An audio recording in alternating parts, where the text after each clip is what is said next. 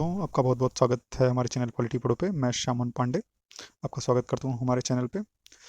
जैसा कि आप जानते हैं कि हम अभी इंडियन पॉलिटी थ्रू एमसीक्यू का सीरीज डील कर रहे हैं अपने प्लेलिस्ट में। तो उसमें हमने 2 वीडियोज़ कर लिया है। इंडियन कॉन्स्टिट्यूशनल डेवलपमेंट से रिलेटेड एमसीक्यू हमने करा है तथा एक एमसीक्यू वीडियो किया है हमने प्रियम्बल पे। तो उसी सीरीज में हम अगला वीडियो जो अमेंडमेंट ऑफ कॉन्स्टिट्यूशन जो है संशोधन जो हुए हैं संविधान में उससे रिलेटेड क्वेश्चंस करेंगे। तो मीन्स चलिए शुरू करते हैं MCQ on amendment to the Indian constitution.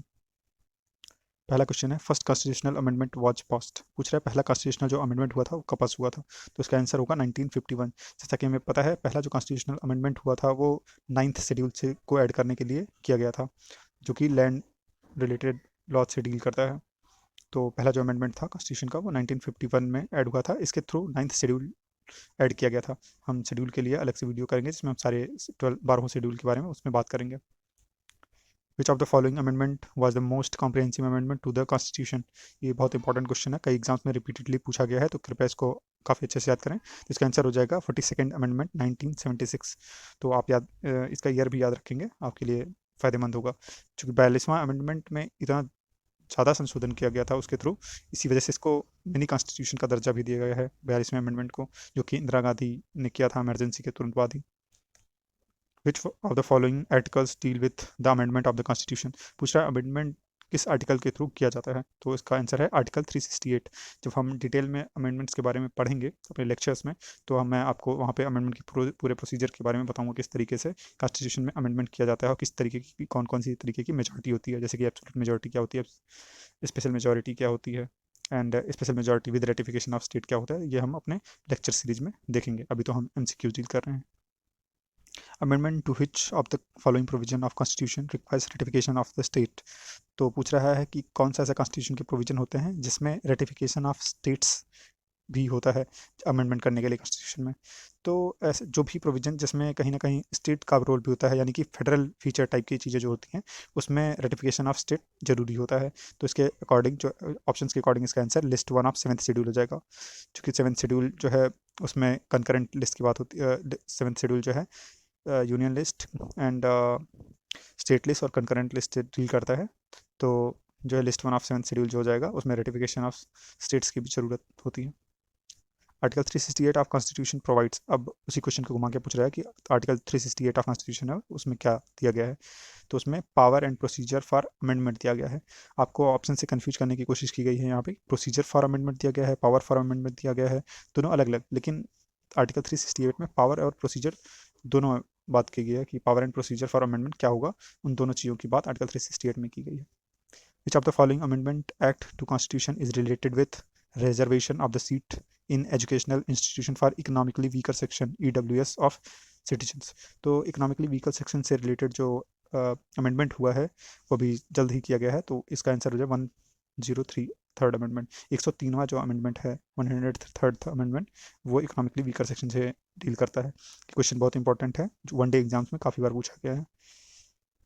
Which of the following bills must be pass by each house of the Indian parliament separately by special majority.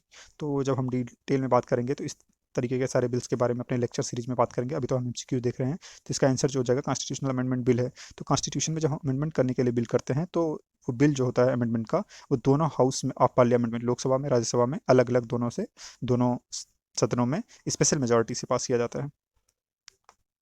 Which of the fundamental right was amended by the 97th Constitutional Amendment Act 2011, which got the President's assent on 12th January 2012। ये question बहुत घुमा के पूछा गया है, इसके लिए आपको थोड़ा सा नॉलेज होना चाहिए कि 97th कॉन्स्टिट्यूशनल अमेंडमेंट जो है किससे रिलेट करता है। तो 97th कॉन्स्टिट्यूशनल अमेंडमेंट जो है वो कोऑपरेटिव सोसाइटीज़ से डील करता है। तो और जो कोऑपरेटिव सोसाइटीज़ की फ्रीडम की बात करी गई है, freedom to form cooperative society, वो राइट टू फ्रीडम के अंतर्गत आता है। तो इस ऑप्शंस के अकॉर्डिंग जिसका जो आंसर हो जाएगा वो राइट टू फ्रीडम हो जाएगा।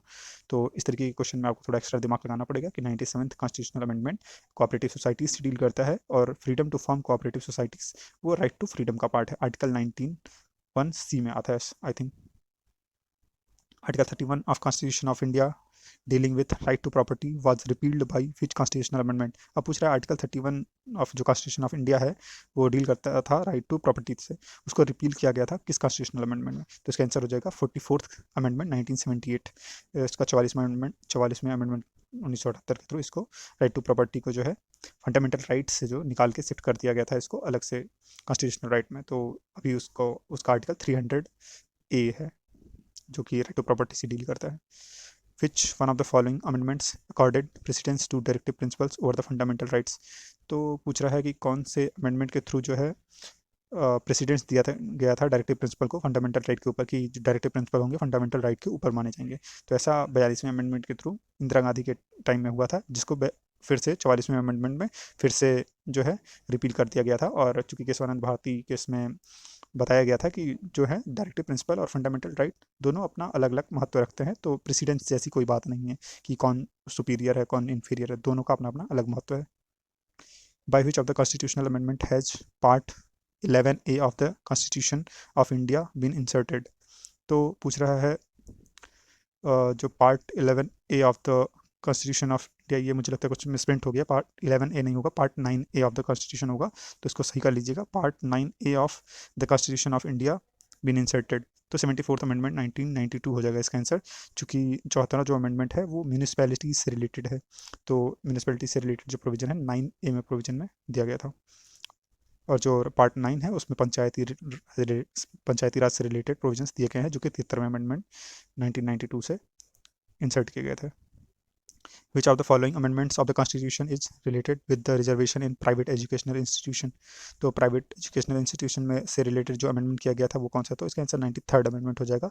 ये बहुत फ्रिंज अमेंडमेंट है, लेकिन कृपया आप लोग इसको ध्यान रखें, क्योंकि 91st 92nd तो हम लोग पढ़ लेते हैं, 93rd को छोड़ देते हैं, लेकिन 93rd भी ध्यान से पढ़ें।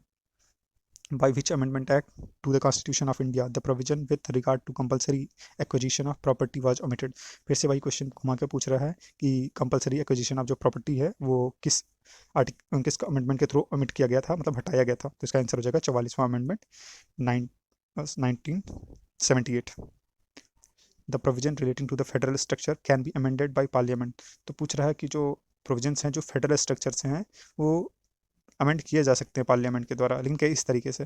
तो अगर कोई ऐसा फेडरल स्ट्रक्चर है जिसको अमेंड करना है तो उसके लिए पार्लियामेंट को 2/3 majority of members present and voting चाहिए and ratification by half of the states. तो इस तरीके से इसका जो है अमेंडमेंट किया जाता है। तो चूंकि जैसे ऑप्शंस में आप देख रहे होंगे simple majority, absolute majority and this तरह मेजॉरिटी एंड एक है 2/3 मेजॉरिटी, तो ये सब हम जब लेक्चर सीरीज कर रहे होंगे अपने एम लक्ष्मीकांत के, तो हम अमेंडमेंट के चैप्टर्स में मेजॉरिटीज़ को, हर तरीके की मेजॉरिटी को बहुत अच्छे से देखेंगे कि मेजॉरिटी का क्या रोल होता है, किस किस तरीके की मेजॉरिटी से कौन कौन से बिल्स पास किए जाते हैं। 93rd amendment in the constitution of India deals with, फिर से वो क्वेश्चन घुमा के है, तो ये इसका आंसर हो जाएगा reservation for admission in educational institution. देखिए ये क्वेश्चन 2 बार रिपीट हुआ है, तो इसको काफ़ी ध्यान से याद रखें। The right to property as a fundamental right was removed by which of the following constitutional amendment. पूछा राइट टू प्रॉपर्टी जो था फंडामेंटल राइट होता था पहले, उसको रिमूव किया गया था, तो किस कॉन्स्टिट्यूशनल अमेंडमेंट के थ्रू रिमूव किया गया, तो इसका आंसर हो जाएगा 44th अमेंडमेंट। ये क्वेश्चन बहुत ज़्यादा इंपॉर्टेंट है, ये पीसीएस लेवल के एग्जाम्स में कई बार पूछा जा चुका है, तथा वनडे एग्जाम्स का तो ये फेवरेट है, या फिर जो भी BHU DU या MA एंट्रेंस एग्जाम्स होते हैं, लखनऊ यूनिवर्सिटी के एग्जाम्स होते हैं, तो इन सारे एग्जाम्स में ये बहुत फ्रिक्वेंटली पूछा गया है। तो 44वां अमेंडमेंट आप जरूर याद रखें। और ऑप्शन देखने के बाद आप समझ पा रहे होंगे कि इनका कुछ फेवरेट एरियाज है अमेंडमेंट पूछने का, जैसे 25वां अमेंडमेंट है, 42वां अमेंडमेंट है, 44वां अमेंडमेंट है, 93rd अमेंडमेंट है। तो आप ऑप्शंस देखने के बाद इन सारे अमेंडमेंट्स को जो ऑप्शंस में दिए गए हैं उनके बारे में थोड़ी थोड़ी जानकारी गूगल से या फिर जहाँ से भी हो इकट्ठा करें, जिससे आपको थोड़ा नॉलेज इन्हेंसमेंट हो सकेगी। बाकी मैं जब अपना लेक्चर सीरीज पढ़ाऊंगा पूरी तरीके से, तो मैं आपको इन सारे अमेंडमेंट्स के बारे में डिटेल में बताऊंगा। विच of the following articles was inserted by the 98th amendment act 2012।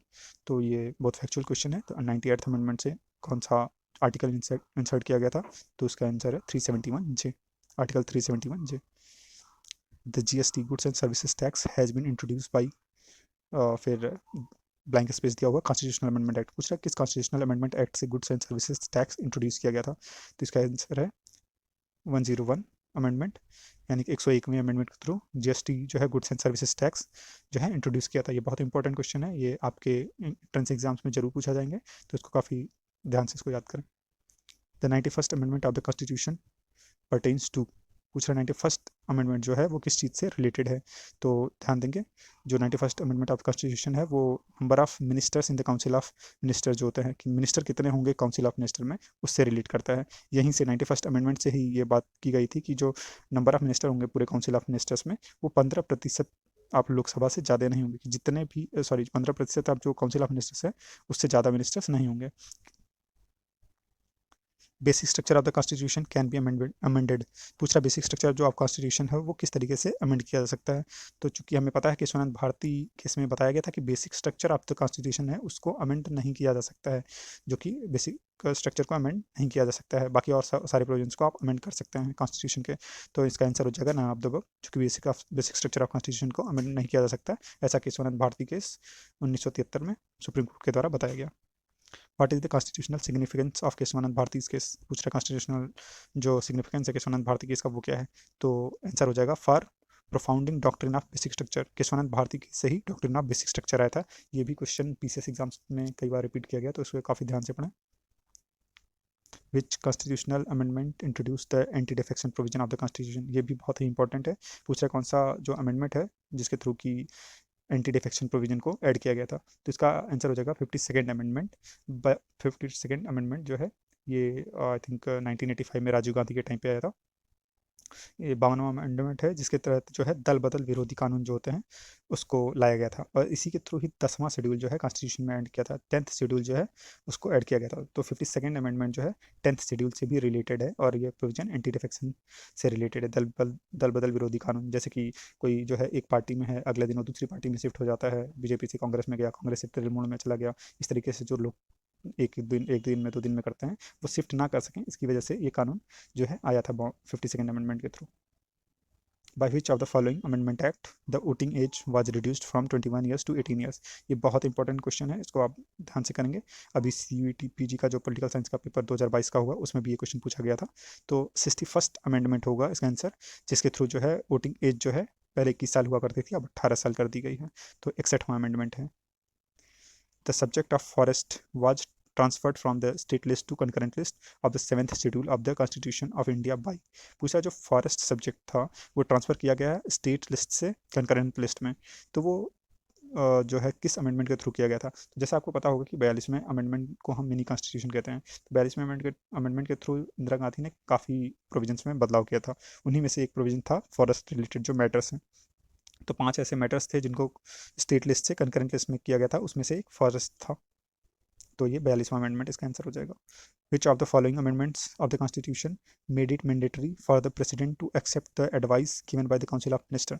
तो चूंकि अभी 42वें अमेंडमेंट के थ्रू जो है इंदिरा गांधी ने काफ़ी चेंजेस किए थे, इसीलिए इसे मिनी कॉन्स्टिट्यूशन कहा जाता है। तो इसी के थ्रू कॉन्स्टिट्यूशन में मैंडेटरी कर दिया था कि प्रेसिडेंट जो होगा वो एडवाइस जो होगा काउंसिल ऑफ मिनिस्टर्स की उसको मानने के लिए बाध्य होगा। जो काउंसिल ऑफ मिनिस्टर करेगा कह देगा वो प्रेसिडेंट के ऊपर बाइंडिंग हो जाएगा। तो वो किस अमेंडमेंट के थ्रू आया, तो वो आया था 42वें अमेंडमेंट के थ्रू। लेकिन इसको बाद में फिर से इस प्रोविजन को 44वें अमेंडमेंट में रिमूव कर दिया गया था। ये जब हम डिटेल में अपने लेक्चर देखेंगे अमेंडमेंट से रिलेटेड, जब हम सीरीज करेंगे लेक्चर सीरीज, तो हम उसमें आपको इसके बारे में काफ़ी डिटेल से बताएंगे। Which constitutional amendment act relating to the appointments of the judges came for the consideration of the Supreme Court and was struck down being in violation of the basic structure doctrine of the Constitution of India। तो पूछ रहा है कि कौन सा amendment act था जो कि कहीं वायलेटिव था कॉन्स्टिट्यूशन का, जो कॉन्स्टिट्यूशन के खिलाफ था और कॉन्स्टिट्यूशनल प्रोविजन के खिलाफ था, और सुप्रीम कोर्ट ने उसको नल एंड वाइड कर दिया था। मतलब उस सुप्रीम कोर्ट ने उस जो अमेंडमेंट को कहीं कहीं खारिज कर दिया गया था। तो वो अमेंडमेंट था 99th अमेंडमेंट, 99वां अमेंडमेंट। ये है NJAC, national judicial appointment commission, जो है कि जजेस के अपॉइंटमेंट के लिए एनजेसी बनाया गया था। चूंकि ये article 50 separation of judiciary and executive के अपोजिशन में आ रहा था, तो इस ग्राउंड पे सुप्रीम कोर्ट ने इसको स्ट्रक डाउन कर दिया गया था, जो कि बेसिक स्ट्रक्चर के वायलेशन में था। तो बहुत ध्यान से देखेंगे, पूछ सकता है national judicial appointment commission NJAC किस अमेंडमेंट के थ्रू नल एंड वाइड किया था सुप्रीम कोर्ट में, किस अमेंडमेंट के थ्रू उसको लाया था और सुप्रीम कोर्ट ने उसको नल एंड वाइड किया था। तो 99th अमेंडमेंट है, 99वां अमेंडमेंट। ध्यान से इसको देखेंगे। By which of the following amendment acts of the Constitution chapter of fundamental duties have been added as a chapter 4A in the Constitution। तो फंडामेंटल ड्यूटीज जो थे वो ऐड किए गए थे किस अमेंडमेंट के थ्रू। तो फंडामेंटल ड्यूटीज जो है पार्ट 4A जो है कॉन्स्टिट्यूशन का उसमें ऐड किया गया था तो ये ऐड किया गया था 42वें अमेंडमेंट के थ्रू। देख रहे होंगे आप 42वें अमेंडमेंट में काफ़ी क्वेश्चन पूछे गए हैं, तो आप डिटेल में 42वें अमेंडमेंट को बहुत अच्छे से पढ़ेंगे। बाकी जब मैं लेक्चर्स दूंगा तो 42वें अमेंडमेंट को आपको बहुत अच्छे से पढ़ाऊंगा, सारे प्रोविजंस कौन कौन से अमेंडमेंट 42वें अमेंडमेंट कौन कौन से अमेंडमेंट्स आपके लिए बहुत इंपॉर्टेंट है, और उसमें 42वें अमेंडमेंट में स्पेशली कौन कौन सी चीज़ें जोड़ी गई और बाद में जिसको 44वें अमेंडमेंट के थ्रू हटाया भी गया। तो वो सारे प्रोविजंस हम अपने लेक्चर सीरीज में देखेंगे। The ratification of by state legislature is not required for a constitutional amendment bill passed by parliament in respect of an amendment of। तो पूछ रहा है कि जो रेटिफिकेशन ऑफ स्टेट लेजिस्लेचर होता है कि जब हम बिल पास कराते हैं तो अलग अलग तरीके से पास कराते हैं, अलग अलग मेजोरिटी से पास कराते हैं, तो इनमें से कौन है जिसमें ratification of state legislature required नहीं होता है। तो ये हो जाएगा, इसका आंसर हो जाएगा article 1 to article 3 with regard to union and territory. क्योंकि यूनियन एंड टेरिटरी और आर्टिकल 1, 2 और 3 जो है, इसमें जो क्या बोलता है प्रोविजंस रिलेटेड हैं वो यूनियन गवर्नमेंट ही बनाती है, तो इसमें स्टेट लेजिस्लेचर का जो है रेटिफिकेशन वो रिक्वायर्ड नहीं होता है। तो इसका आंसर हो जाएगा article 1 to 3 with regard to union and its territory. Under which Constitutional Amendment Act, a new fundamental duty was incorporated in the Constitution of India, which states who is a parent or guardian to provide opportunity for education to his child or as the caste may be ward between the age of 6 and 14 year. तो ये सीधा सीधा पूछ रहा है कि जो 6 से 14 साल के बच्चे होंगे उनको क्या है एजुकेशन देने की जो बात की गई है कि पेरेंट्स या जो उनको पालने वाले होंगे उनको एजुकेशन जरूर दिलाएंगे 6 से 14 साल के बच्चों को। तो वो किस अमेंडमेंट के थ्रू आया था, तो ये इसका आंसर हो जाएगा 86वां अमेंडमेंट, 86वां अमेंडमेंट जो 2002 में आया था, उसके थ्रू ये प्रोविजन लाया गया था। और आर्टिकल 21A भी इसी प्रोविजन के थ्रू जोड़ा गया था। आप इसको लिंक करेंगे, आर्टिकल 21A को 86वें अमेंडमेंट के थ्रू जोड़ा गया था। Disqualification on ground of defection shall not apply in case of split in the political party. ये जो प्रोविजन है वो डिलीट किया गया था, तो कौन सा जो है अमेंडमेंट था। तो जो अब disqualification on ground of defection है वो स्प्लिट के केस में नहीं होगा। ये 91st अमेंडमेंट 2003 के तहत इसको जो है हटाया गया था, डिलीट किया गया था इस प्रोविजन को, कि स्प्लिट के केसेस में अगर पार्टी है वो स्प्लिट हो जाती है तो डिसक्वालिफिकेशन जो है नहीं अप्लाई होगा। मर्जर के केस में जो होता था वो जो है अप्लाई होता था। तो प्रोविजन को इसको डिलीट किया गया था 91st अमेंडमेंट 2003 के केसेस में। अब हम कुछ एक्स्ट्रा फैक्ट्स देख लेंगे। Amendments related to eighth schedule of constitution, क्योंकि जैसा कि हमको पता है कि 8वां जो शेड्यूल ऑफ कॉन्स्टिट्यूशन है वो लैंग्वेज से डील करता है, तो उससे रिलेटेड जो है 8वें शेड्यूल से रिलेटेड कुछ अमेंडमेंट्स हुए हैं, तो उसको मैंने एक जगह कंपाइल कर दिया है आपकी आसानी के लिए। तो जो अमेंडमेंट है एर्थ शेड्यूल से रिलेटेड वो 3 अमेंडमेंट्स हैं। 21वां अमेंडमेंट है, 71वां अमेंडमेंट है, 92nd यानी कि 92वां अमेंडमेंट है। तो 21वें अमेंडमेंट के थ्रू सिंधी लैंग्वेज को ऐड किया गया था। 71वें लैंग्वेज को कोंकणी, मणिपुरी और नेपाली लैंग्वेज ऐड किया गया था 71वें अमेंडमेंट से। और 92वें अमेंडमेंट से बोडो, डोगरी, मैथिली, संथाली ऐड किया गया था। इसको याद करने का बड़ा आसान तरीका होता है, जैसा कि आप देखेंगे 21 और 71 मिल को अगर हम जोड़ेंगे तो 92 हो जाता है। तो इसको आप बहुत आसानी से याद कर सकते हैं। 21 में से सिंधी जोड़ा गया, 71 में से कोंकणी, मणिपुरी, नेपाली जोड़ा गया और 92 में से बोडो, डोगरी, मैथिली, संथाली जोड़ा गया। तो इस तरीके से आप याद करेंगे। बाकी रही बात शेड्यूल की, तो जब हम शेड्यूल से रिलेटेड लेक्चर्स लेंगे तो मैं आपको सारे जो भी 1 से लेकर 12वें शेड्यूल तक हैं उनके भी जो उनसे रिलेटेड इंपॉर्टेंट जानकारियां हैं और डिफरेंस जो हैं, छोटे छोटे डिफरेंसेज जो होते हैं, जैसे सेकेंड और थर्ड शेड्यूल में काफ़ी कन्फ्यूजन होता है, तो उसको मैं बहुत अच्छे से आपको समझाऊंगा। अब ये लास्ट स्लाइड है हमारे डेटा का। तो इम्पॉर्टेंट जो अमेंडमेंट एक्ट हैं वो अभी के लिए आप अगर देखना चाहें तो वो देख सकते हैं। तो अमेंडमेंट जो हैं कौन कौन से अमेंडमेंट हैं जो बहुत ज़्यादा इंपॉर्टेंट है, जो कि एग्जाम्स में रिपीटेडली पूछे जाते हैं, चाहे वो एमए के एंट्रेंस एग्जाम्स हों, लखनऊ यूनिवर्सिटी के हों, दिल्ली यूनिवर्सिटी के हों, जेएनयू के हों, बीएचयू के हों, तो रिपीटेड क्वेश्चन यहाँ से रहते हैं। इवन अभी जो एग्ज़ाम हुआ है सीयूटी पीजी का पॉलिटिकल साइंस का, उसमें क्वेश्चन रिपीटेडली पूछे गए हैं। जैसे अभी उसमें 7th अमेंडमेंट से क्वेश्चन पूछा गया था, 26th अमेंडमेंट जो कि प्रीवी पर्स से डील करता है उससे रिलेटेड क्वेश्चन पूछा गया था। तो इस तरीके के क्वेश्चन लगातार पूछे जा रहे हैं एग्जाम्स में, तो आप स्पेशली जो मेंशन अमेंडमेंट्स हैं उनको एक बार जरूर गो थ्रू करिएगा, एक बार जरूर देखिएगा। तो पहला अमेंडमेंट, 7वां अमेंडमेंट, 19वां अमेंडमेंट, 21वां अमेंडमेंट, 24वां अमेंडमेंट, 25वां अमेंडमेंट, 26वां अमेंडमेंट, 31वां अमेंडमेंट, 35वां अमेंडमेंट, 36वां अमेंडमेंट, 38वां अमेंडमेंट, 39वां अमेंडमेंट, 42-44 को बहुत ध्यान से पढ़िएगा। 52वां अमेंडमेंट जो कि एंटी डिफेक्शन से रिलेटेड है, जो कि मैंने अभी कुछ देर पहले बताया। 61वां अमेंडमेंट जिससे कि वोटिंग एज को कम किया गया था, 21 साल से 18 साल वोटिंग एज कर दी गई थी। 65वां अमेंडमेंट, 69वां अमेंडमेंट, 71वां अमेंडमेंट, 73वां और 74वां अमेंडमेंट जो कि बहुत इंपॉर्टेंट है, इसको भी मैं अपने लेक्चर सीरीज में बहुत अच्छे से कवर करूँगा। 73वां जो है वो पंचायती राज से डील करता है, 74वां म्यूनिसिपलिटी से डील करता है। फिर 86th अमेंडमेंट जैसा कि मैंने कुछ देर पहले बताया है कि इसमें जो है 6 से 14 साल के बच्चों को जो है एजुकेशन देने की बात करी गई है। और आर्टिकल 21A का भी संबंध 86 अमेंडमेंट से। 91वें अमेंडमेंट में हमने देखा कि जैसे कि काउंसिल ऑफ मिनिस्टर में जो मंत्री होंगे, वो मिनिस्टर्स होंगे, वो 15% से ज़्यादा नहीं होंगे, वो ऐसा प्रोविजन 91st अमेंडमेंट में है। फिर 92nd अमेंडमेंट यहाँ मिस हो गया, 93rd अमेंडमेंट जो कि रिजर्वेशन जो प्राइवेट एजुकेशनल इंस्टीट्यूशन है उसमें डील करता है। 95th amendment, 97th amendment cooperative society से डील करता है। 99th अमेंडमेंट एनजेएसी से डील करता है, अभी हमने कुछ देर पहले पढ़ा। 100th अमेंडमेंट, 100वां अमेंडमेंट जो है वो इंडिया और बांग्लादेश में जो टेरिटरी से रिलेटेड एक्सचेंज हुआ था उससे डील करता है। 101वां अमेंडमेंट जीएसटी से डील करता है, अभी हमने कुछ देर पहले देखा। 102वां अमेंडमेंट, 103वां अमेंडमेंट और 104वां अमेंडमेंट। 102वां जो अमेंडमेंट है वो ओबीसी से रिलेटेड है। 103वां अमेंडमेंट जो है ईडब्ल्यूएस इकोनॉमिकली वीकर सेक्शन से रिलेटेड है। और 104वां अमेंडमेंट जो है अभी फिर से रिजर्व जो सीटें हैं वो SC/ST की जो मतलब रिजर्वेशन जो मिलता है वो 10 साल के लिए फिर से बढ़ा दिया गया है, वो उससे रिलेटेड है। तथा इसमें 2 एंग्लो इंडियन जो सीटें थी उसको डिलीट कर दिया गया है, तो वो 104वें अमेंडमेंट में है। तो इस तरीके से MCQ सीरीज जो है अमेंडमेंट की वो ख़त्म होती है। तो और जो इसके लेक्चर्स आएंगे वो कुछ दिन बाद आएंगे। मैं अभी पहले MCQ सीरीज इसलिए डील कर रहा हूँ जिससे आपके एग्जाम्स में आपको तुरंत फ़ायदा मिल जाए। बाकी हम लेक्चर सीरीज पूरा कंटिन्यू करेंगे, लक्ष्मीकांत को हम शुरू से अंतिम तक पढ़ेंगे।